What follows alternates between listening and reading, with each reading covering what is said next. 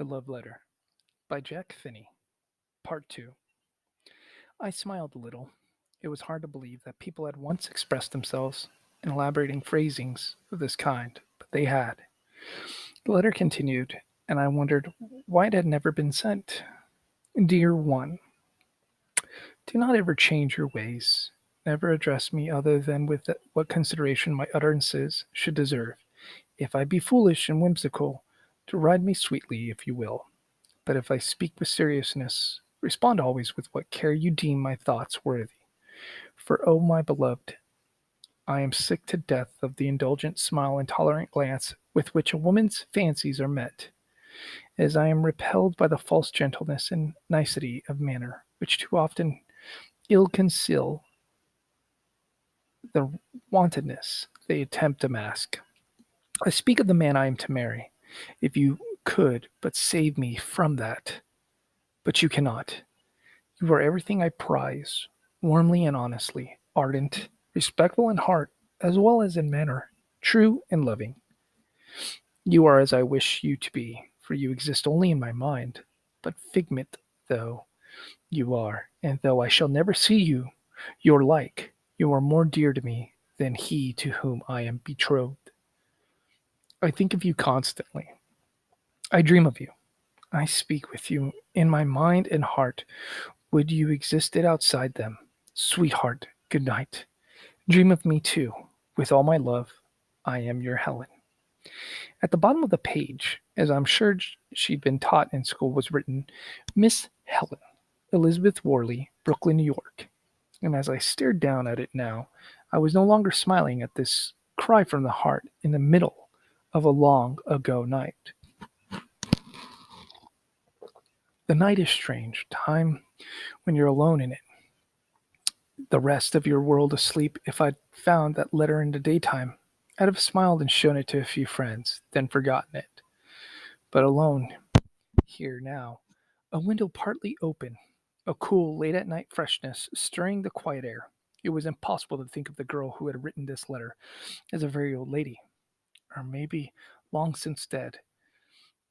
As I read her words, she seemed real and alive to me, sitting, or so I pictured her, pen in hand at this desk in a long white old fashioned dress, her young hair piled on top of her head, in the dead of night like this, here in Brooklyn, almost in sight of where I now sat, and my heart went out to her as I stared down at her secret, hopeless appeal against the world and time she lived in. I am trying to explain why I answered that letter. There, in silence of a timeless spring night, it seemed natural enough to uncork the old bottle, pick up the pen beside it, and then spreading a sheet of yellowing old notepaper on the desktop to begin to write.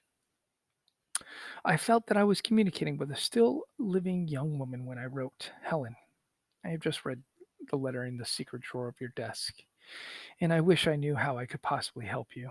I can't tell you what you might think of me if there were a way I could reach you, but you are someone I am certain I would like to know. I hope you are beautiful, but you needn't be. You're a girl I could like, and maybe ardently, and if I did, I promise you'd I'd be true and loving. Do the best you can, Helen Elizabeth Worley. In a time and place you are. I can't reach you or help you, but I'll think of you, and maybe I'll dream of you too. Yours, Jake Bell Knapp.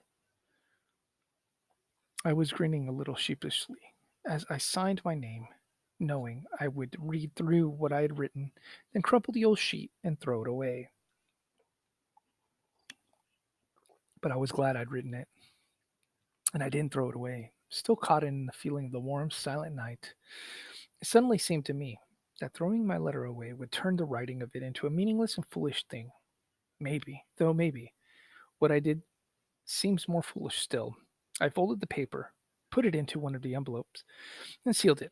Then I dipped the pen into the old ink and wrote Miss Helen Worley on the face of the envelope.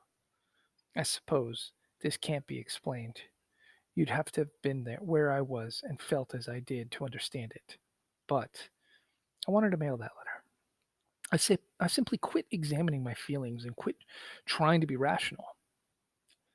I was suddenly determined to complete what I'd begun, just as far as I was able to go. My parents sold their old home in New Jersey. When my father retired 2 years ago, and now they live in Florida and enjoy it. And when my mother cleared out the old house I grew up in, she packed up and mailed me a huge package of useless things I was glad to have. There were class photographs dating from grammar school through college, old books I'd read as a kid, Boy Scout pins, a massive junk of that sort, including stamp collection I had in grade school. Now, I found these things on my hall closet shelf in the box they'd come in, and I found my old stamp album. This is the end to the love letter, part 2.